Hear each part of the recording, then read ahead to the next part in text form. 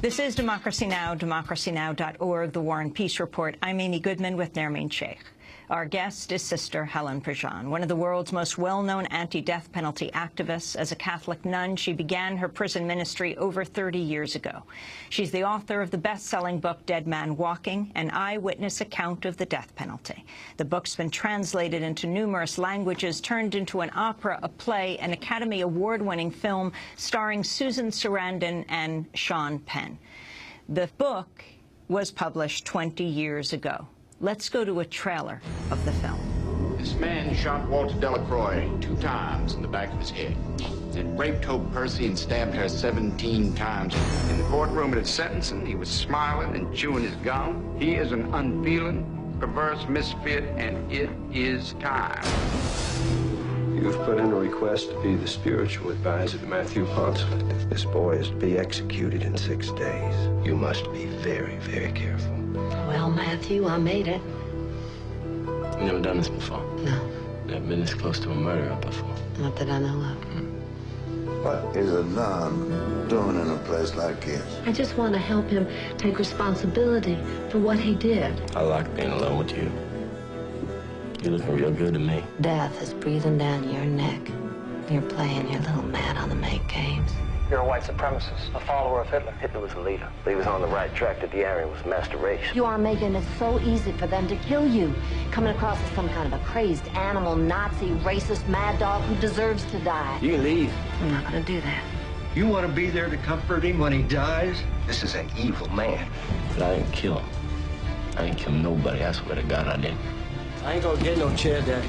I'm pissed off at them kids for being parked out in the woods that night. Pissed off at them parents coming to see me die. You blame the government, you blame drugs, you blame blacks. What about Matthew Poncelet? What, is he just an innocent? If you do die, as your friend, I want to help you die with dignity, and I don't see how you can do that unless you start to own up to the part you played in Walter and Hope's death.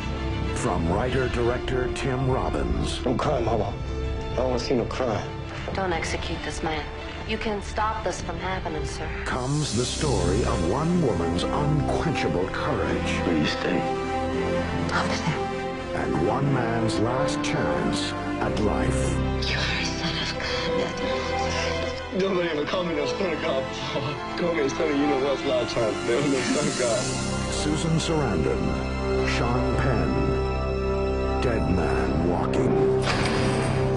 That was a trailer of Dead Man Walking, and Sister Helen Prejean is our guest, the woman on whom this is based.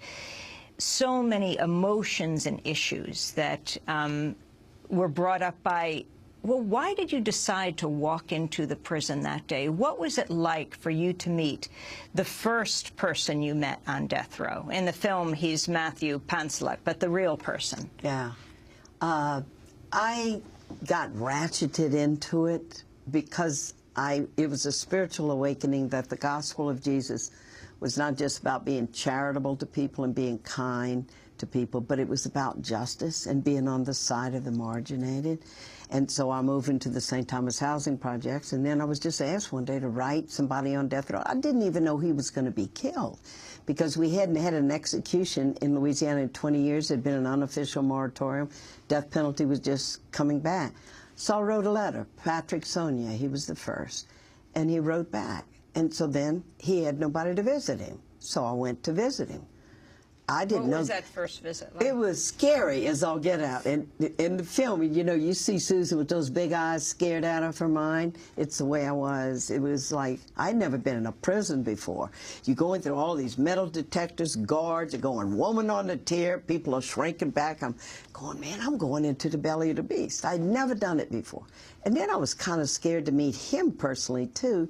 I was glad we were locked in different rooms. He was behind a heavy mesh, you know, screen, because, of course, my image was like everybody's. Well, you know, anybody can write nice letters, but I never talked to a murderer for 2 hours before. What is he going to be like human? Are we going to be able to have like a normal conversation? And when I saw his face, it was so human. It blew me away. And that I got a realization then, whatever he's done, and I know I'm going to find out it's going to be terrible, but he is worth more than the worst thing he ever did.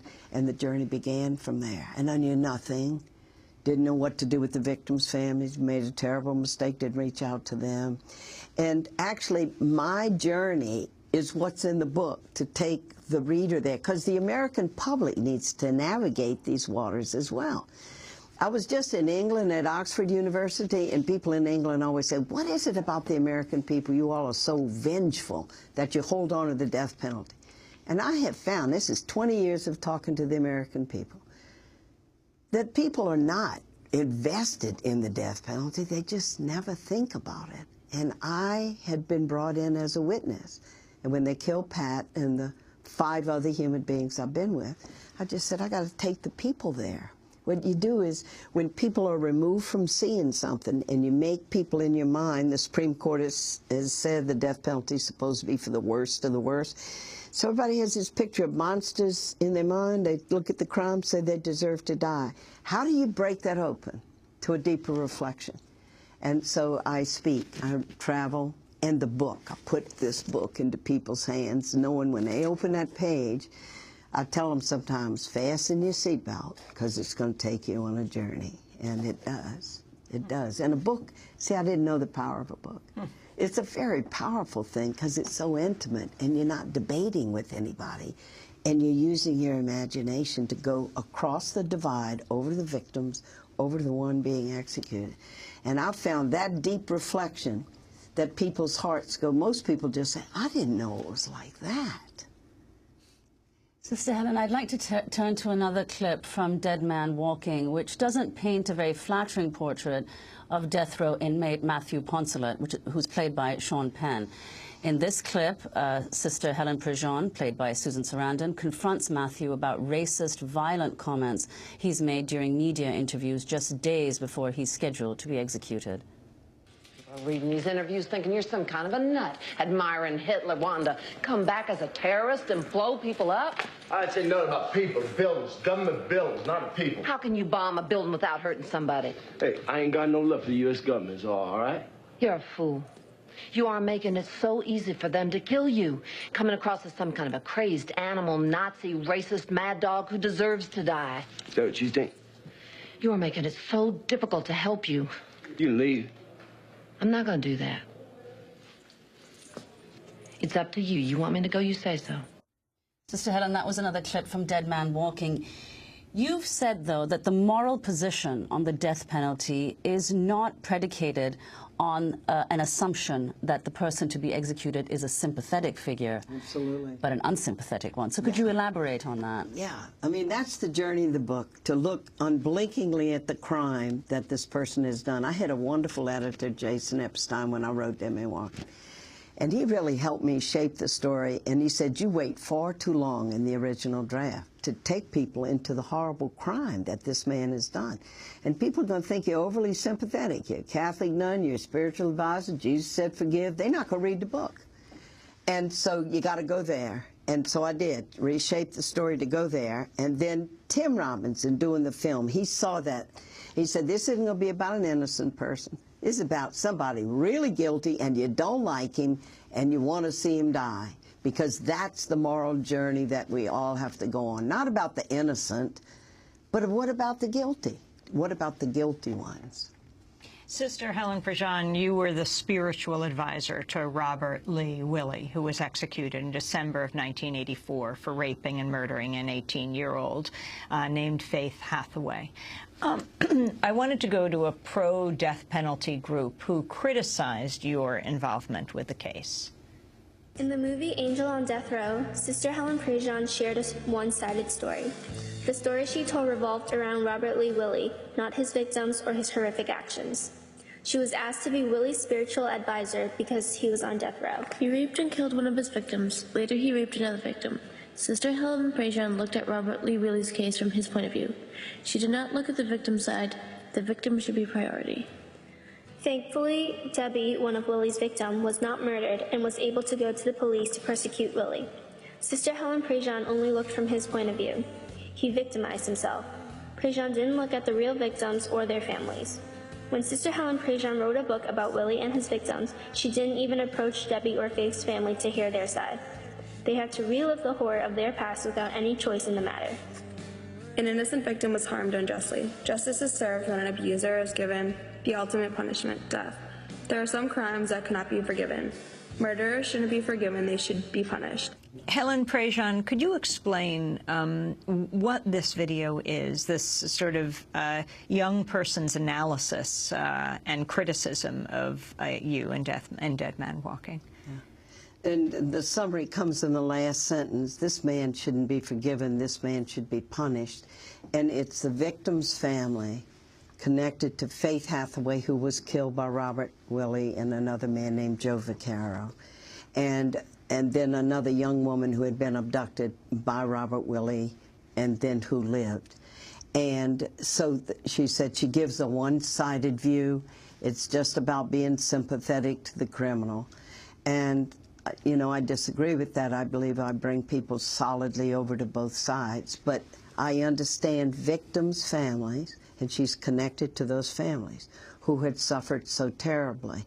And there's societal pressure on people as well, that when you've had the ultimate loss, you seek the ultimate punishment, which is death. And not to do that looks like you didn't love that loved one. And that's the cultural language that the death penalty is embedded in for the victims' families. But what's interesting is that there's a growing number of murder victims' families who are speaking up saying the death penalty further harms us. When New Jersey did away with the death penalty 5 years ago, 62 murder victims' families appeared at the legislature saying don't kill for us. It just prolongs their suffering. And they expose, we're going to wait 10, 15, maybe 20 years, and then you're going to call us in when the person's executed, and we're going to get to watch you kill the one who killed our loved one, and that's supposed to heal us. So any victim's family who says we want to see the person die, I haven't had a loved one murdered, I understand that they can say that, and that they'll maybe say that until their death. I can understand they will criticize me and say I'm taking the other person's side, because it's like a seesaw. You can't be on their side and on our side too. And I believe that the dignity of human life is you can be on both sides. But what I learned, and the mistake I made of not reaching out to victims' families, is when I did go to the support groups of murder victims' families, the big shock I got was as you went around the circle and everybody's talking about their pain, the big shock was everybody in the group said everybody stays away from us because they don't know what to do with our pain. And I realized they're pariahs too, in a way. And so it's important to do something very concrete. It may not change the whole world, but something concrete. And that's why I founded Survive, a murder victim support group.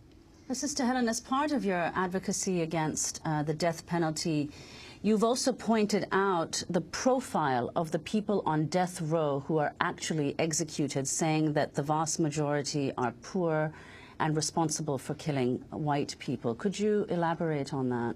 This is a huge constitutional issue. You know, where some of my greatest anger goes is to the Supreme Court of the United States. Supposedly, they set up guidelines in Gregg v. Georgia when they put the death penalty back that was going to correct why they had overturned the death penalty 4 years earlier in Furman, saying that it was arbitrary and capricious then and disproportionately imposed on poor people and minorities. If they would just look at the practice, the 1,000 people executed, the 3,000 plus people on death row, they're going to see a very clear pattern. Overwhelmingly, like 78% of people on death row are there because they kill white people. And when people of color are killed, there's barely a blip on the screen, on the radar screen. It's a very racist approach to, and I've come to understand it better because you tend to identify with people who are like you, and overwhelmingly the criminal justice system is white. 90% of the homicides in New Orleans are black-on-black murders, but the very seldom you're going to pull out all your resources to go for the ultimate penalty. If you don't value the person's life, you're not going to be outraged at their death. And we have never valued people of color's lives as much as we have because we're predominantly Caucasian society. And the Supreme Court will not look at that. And they just simply let the death penalty be carried out, and they never look at the ground, they never look at the practice. And I hold them accountable for the continued use of the death penalty. They could shut it down at 9 o'clock tomorrow morning. If they'd read the sign on the front door of their building, equal justice under law, then they could look at the racist way that it's applied. It's interesting that Archbishop Desmond Tutu wrote the introduction to the new book, which has a new subtitle, Dead Man Walking, the Eyewitness Account of the Death Penalty, that sparked a national debate. And he writes, as we held our National Truth and Reconciliation Commission hearings and worked to rebuild our country, people around the world were making the same connections about the death penalty, how racist, unfair, and broken it is. And slowly a new global movement for the abolition of the death penalty began. So you wrote this book 20 years ago. 18 states have now banned the death penalty. I think most people don't realize that of the thousands of murders that take place, far less than 1% of those cases is a death penalty imposed. And as you point out, so when people just say, well, of course, if you murder someone, you should be murdered, as you point out, you want to look at who actually gets murdered in that very small, who actually gets the death penalty in those small percentage of cases. So what about the fact that 18 states have banned the death penalty and where it's going We today? started seeing in 2001 a trend away from the death penalty. In huge contrast to the 10 southern states that practice slavery that do 80% of all the executions in this country. And we just have witnessed in Rick Scott, Florida governor, who said we're going to put the death penalty on a fast track, it's taking too long. And he has the power to do that as governor. And so there are 13 people who've exhausted their appeals in the courts that he's lining up on a fast track to be executed. And I just read that he just got bumped up in terms of support of the people. We have different cultures in this country. The Deep South states have always been the ones with the toughest penal reform.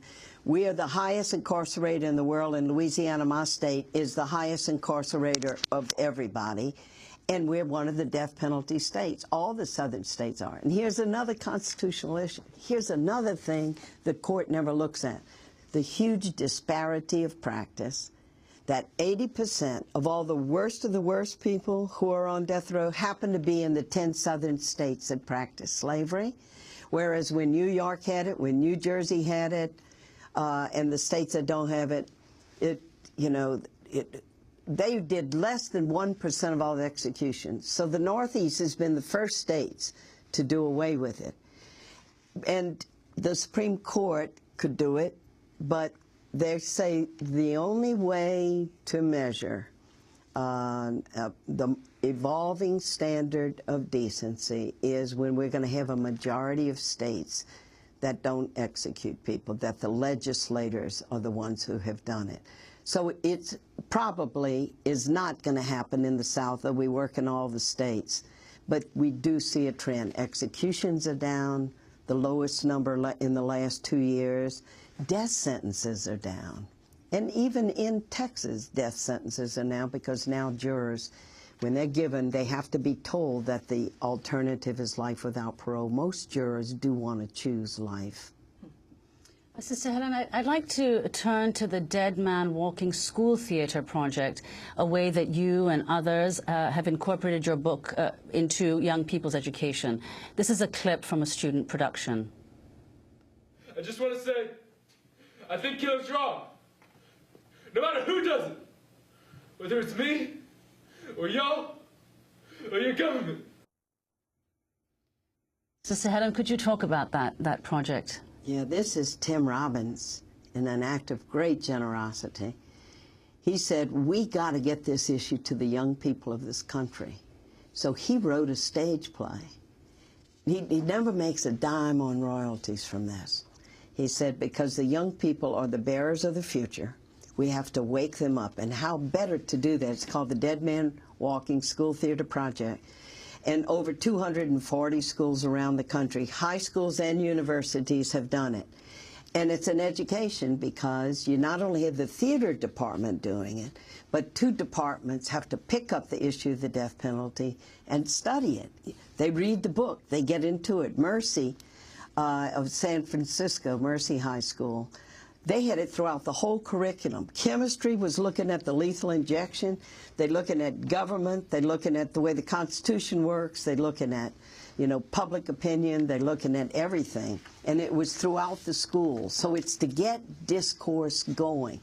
Tim Robbins did this. It's been in operation about 7 years. And now DePaul University in Chicago, that has the archives of Dead Man Walking, is now undertaking to be the administrators of the Play Project. Tim Robbins has been to DePaul with me in April, spoke to the students, talked about the courage to make a film that pushes the edges, gets people out of the box and not the stereotypical thing that people expect in a film, and showing how with Dead Man Walking you can have a deeply reflective film on a controversial issue. And he said, that's real art. That's what you do in art. You awaken reflection. So, you know, I love Tim for what he's doing here. And he just simply entrusted the administration of the Play Project over to me. He said, okay, and you'll administrate it, right, Helen? We'll turn it over to the nuns to be the fiscal. I'll go, yeah, we'll do it. And so that's what's happening with the Play Project. Now, in the cases of the men who you visited on death row, they were guilty. And that's, you know, it's... Not the last 2. But these people, definitely guilty. Dead Man Walking was based on guilty men who were put to death. There's also the exonerated, those who have been taken off of death row because it's been proved that, in fact, they were innocent, they were falsely put there. Yeah, and you say that the last 2 men that you visited on death row were not guilty. Right. Talk about the difference. What your experience is like with the men who are guilty and the men who weren't, the difference in how it motivates the movement. Yeah. One of the things that is the reason that the death penalty is going down is one of the factors is the cost. It's exorbitantly expensive to kill people. California just had the Prop 34 campaign in October. They came really close. And part of it is it's millions of dollars to carry on this whole process about the death penalty. It may sound counterintuitive that it costs more, but that's a fact. When Governor O'Malley of Maryland signed the abolition of the death penalty, it's going to go into effect October 1st, he said it costs 3 times as much as life in prison without parole. People don't know that. They say, well, what's so costly about getting a few chemicals together to put somebody away? I'm not paying my tax money for them to be in life without parole for the rest of their lives. You got to take them there. You got to show them, first of all, just even up front, district attorneys call the death penalty the Cadillac of the criminal justice system. To start off, you have 2 trials. One is just to determine, okay, he's guilty or she's guilty. Now, what will be the sentence? And the sentencing part of the trial can last as long or longer, because every mitigating thing that has ever happened in a person's life, and actually it brings us to an inscrutable thing for jurors. So here you have a terrible crime.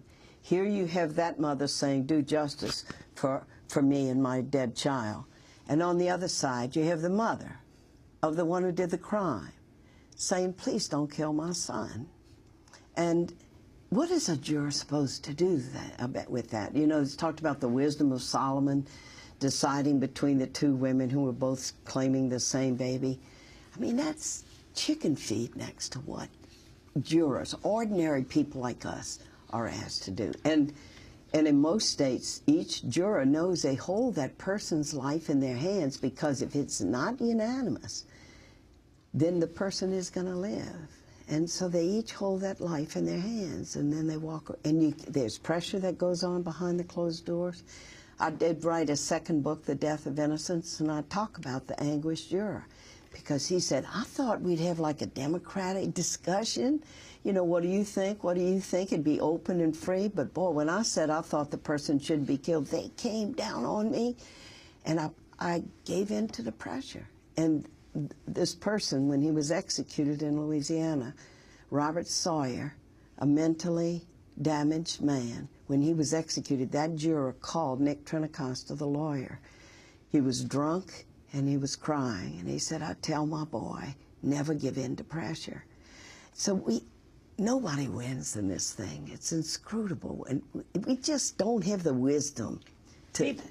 People don't realize with death penalty juries how, if it's a death penalty case, it skews the jury from the beginning, because the entire jury pool that is chosen have to say that they are for the death penalty, whether or not they're going to give the death penalty in this case. Absolutely. And studies show that those juries will be more likely to convict, and there will be fewer blacks and fewer Jews on those juries. You better believe it. Any educated people on it. Of course, they'd knock nuns off, too. I'm an automatic, boot out. But it's a huge thing when you think of it. Here's another thing, the way blacks are excluded. First of all, one way you do it is you just start with an extremely small pool of people. Even though, like in Georgia and Louisiana, you have a huge percentage of black people. But you just start with a small pool of people. And so it's easy to get them off. And so that you end up with an all-white jury, or most often an all-white jury. And there again, the Supreme Court of the United States, when they looked at the McCleskey decision, there had been an extensive study done of the pattern that clearly when it was white victims. And in the McCleskey decision, they looked at that. They could see. And here's what's so terrible. The Supreme Court said, admittedly, race plays a part in the administration of who gets the death penalty. And then they said the worst thing of all. They said, but it would be too costly to the system to remedy it. So they upheld the racist pattern and said it'd be too costly to remedy. And that's going to go down in history against them, like Plessy v. Ferguson, where they upheld the Jim Crow laws, and for a long time segregated education, saying it's better for people to be with their own kind of mentality. And I'll hold them accountable in the book, because the people are going to get it. The people are beginning to get it. I've met so many of the American people in these talks. They've never reflected deeply on it. People are real busy. They don't think about stuff deeply. And what most people say is, I didn't know it was like that. Well, that's precisely, you write in the book, in fact, that the secrecy surrounding executions is what makes it possible for executions to continue. Absolutely. And that you're convinced, you say, that if executions were made public, the torture and violence would be unmasked and we would be shamed into abolishing executions. Absolutely. And there have been 2 or 3 court challenges to try to make executions public, at least by TV.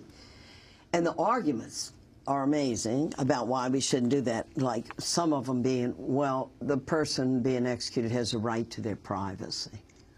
Or George Will said when we were head-to-head over this, well, it could have a corrupting influence on the public, even after he had said, oh, the public has a right to express their outrage over this thing.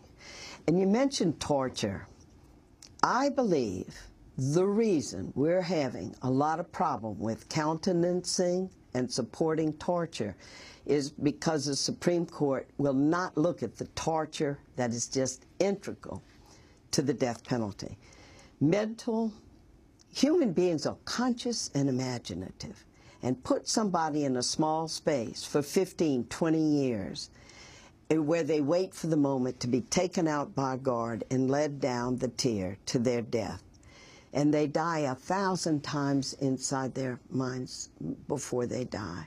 Not to recognize the torture that's in the death penalty is what has led to Abu Ghraib, our refusal to acknowledge torture. I mean, with Khalid Sheikh Mohammed, who was waterboarded 180 times, I know some of the lawyers who are working in Guantanamo to try to uphold, just the system of justice. And you have people like Dick Cheney saying, well, waterboarding is a dunk in the water. That turning that switch, not human like we are, so nothing applies. Justice Scalia in a BBC interview where they're saying to him, but Justice Scalia, doesn't your own Constitution say about cruel and unusual punishment? And he goes, wait, hold on here. We're not talking about punishment. Punishment happens after you've had a trial and you're being punished. We're talking about getting information from people that could save a whole city. And then he said, do anything you need to. Drive bamboo under people's fingernails, anything to get that information. That's a mentality that I think is operative, you know, in the court. I wanted to ask you about President Obama's position on the death penalty. In October of 2004, during an Illinois state debate, then U.S. Senate candidate Barack Obama, when he was running for the Senate well before the presidency, he laid out his views on the death penalty. I believe that the death penalty is appropriate in certain circumstances. There are extraordinarily heinous crimes, terrorism, the harm of children, in which it may be appropriate. Obviously, we've had some problems in this state in the application of the death penalty, and that's why a moratorium was put in place, and that's why I was so proud to be one of the leaders in making sure that we overhauled the death penalty system that was broken. For example, passing the first in the nation videotaping of interrogations and confessions in capital cases. We have to have this ultimate sanction for certain circumstances in which the entire community says this is beyond the pale. And I think it's important that we preserve that. But I also think that it's got to be fair and uniformly applied. That was President Obama when he wasn't president, when he was running for Senate almost 10 years ago in Illinois. What about his position today, Sister Helen Prejean? If I had 5 minutes with President Obama, I'd say, but it must be fair. I'd say, would you look at the record and see how many times the death penalty is sought when the victim is a person of color? And to allow the outrage of the community for certain crimes. This is a designer death penalty. Well, when it's particularly heinous and we know the person's guilty, the outrage of the community deserves to be, you know, expressed by seeking the ultimate punishment. There's no way you can ever apply that fairly. If you look at the track record of the 1,000 people executed people on death row, I would say President Obama. That's a theoretical position. But if you look at the practice, there's no way we can do that. You can't take discretion away from DAs, who are the deciders whether or not they're going to go for death from square one. And we know during election years, it bums up. We got a very human, frail political process in here to apply this thing. And you can never take that away. And that's why it's never going to work, and it's never going to be fairly applied. Well, in a groundbreaking ruling last year, the Supreme Court ruled that states may not impose mandatory life sentences without parole on children, even if they've been convicted of taking part in a murder.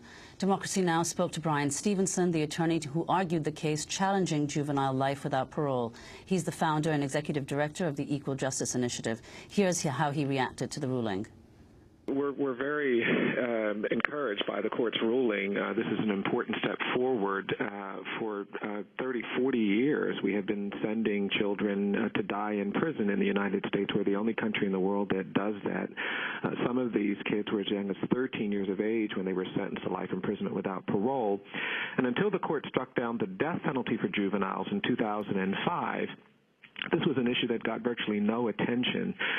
So we're really pleased that in the last 3 years, the court has recognized that child status is critical and important, even in the criminal justice system, where for decades we've really ignored the plight, the status, the conditions, the challenges that children have in all communities with regard to sentencing. And so it's a really important step forward. Sister Helen, your response to the Supreme Court ruling and what the attorney Bryan Stevenson said? It took them until 2005 even to recognize that juveniles shouldn't be executed, period. I mean, this is on the death penalty, but it was, if you were under 18, you couldn't sign a legal document, you couldn't buy alcohol or tobacco, you couldn't witness an execution. But you could be executed for a crime you did under 18. We were one of the last countries, along with Somalia, to finally recognize human rights, that young people who we know are not fully developed. That's the reason why you don't sign legal contracts, why you can't buy alcohol and cigarettes. And yet we were one of the last to acknowledge that. So it's not recognizing the person. One of the last two that the mentally disabled shouldn't be executed. And then this life without parole for young people, I mean, as young as 14, being tried as adults and put in prison for the rest of their life. We are still doing that. They rule that it can't be mandatory, but the fact that we even countenance that you could take a young person and sentence them for the rest of their life, that actually we do that with other human beings, the massive incarceration of people that Michelle Alexander wrote about, of people of color, a greater percentage than during apartheid in South Africa. What do? You make drugs a felony. The big drug people never do this. You get people on the streets. It's a massive incarceration of black people.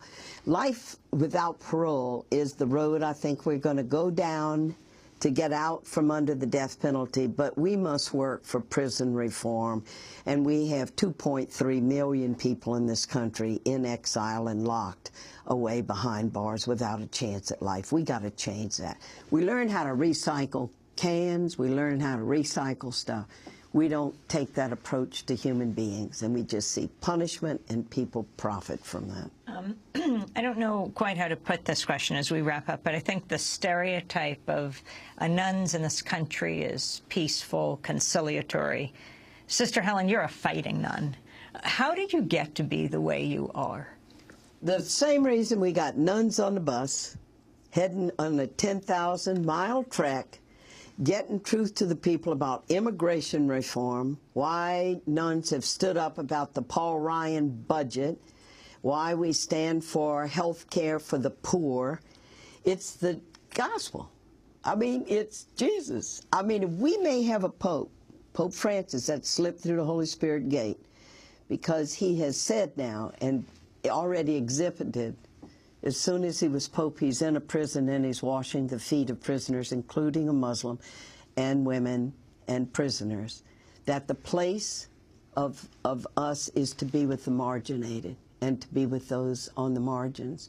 Most of us, nuns, are educated. We come from privilege. And instead of walking around with just a lot of guilt that how privileged we've been, is to put all those energies into working for justice. This is what nuns do. And there's a spiritual energy that's in you, in both of you, and all the people now working for human rights. Human rights gives us a road everybody can go down, that every human being has a dignity that must not be taken. People shouldn't be tortured and killed. Nuns are just in there with the people. Are you for the ordination of women, and do you think we'll one day see a woman pope? One day we will, because there's just not substantive reasons against it. It boils down to a very physical argument. You had the Pontifical Association of the Vatican that looked scripturally and said there's no scriptural reason. And it just boils down to that women don't physically resemble Jesus. And we could focus in on this image to exactly what that means. But when you just are boiling down an argument to the fact that it's been the practice, and it's going to, I predict it's inevitable. It's inevitable that it will happen, that we will recognize what Jesus stood for. It's not how much you physically resemble, it's how much you get the spirit of the gospel and what the gospel is about, to live justice and to live peace. And women have that as well as men. Would you like to be ordained as a priest? I would be doing a lot of liturgy. And I think I need to be out on the road, and I'm a teacher. I need to be out there with the people. So what are your plans now? Keep doing this till we end this death penalty. That's why I'm so glad about this. We had people that weren't even kicking the slats out of their cradle when the book came out in '93. We got a whole new generation that we got to get it to. I've accompanied 6 human beings and watched them be killed. I have a dedication to them to do this. I can't walk away from this. In the prelude of my spiritual memoir that I'm writing called River of Fire, this is the way I begin it. And this is why, Amy, I'm going to be doing this until I die. They killed a man with fire one night. They strapped him in a wooden chair and pumped electricity through his body until he was dead. His killing was a legal act because he had killed. No religious leaders protested the killing that night. But I was there, and I saw it with my own eyes, and what I saw set my soul on fire, a fire that burns in me still. Now here is an account of the spiritual journey that brought me to the killing chamber that night, and the deep spiritual currents that pulled me there. Sister Helen Prejean, we want to thank you so much for being with us. On this 20th anniversary of the publication of Dead Man Walking, the book has been published again with a new subtitle, The Eyewitness Account of the Death Penalty, that sparked a national debate. Thanks so much for being here. Thank you, both of you. This is Democracy Now!, democracynow.org, The War and Peace Report. I'm Amy Goodman with Nermeen Sheikh.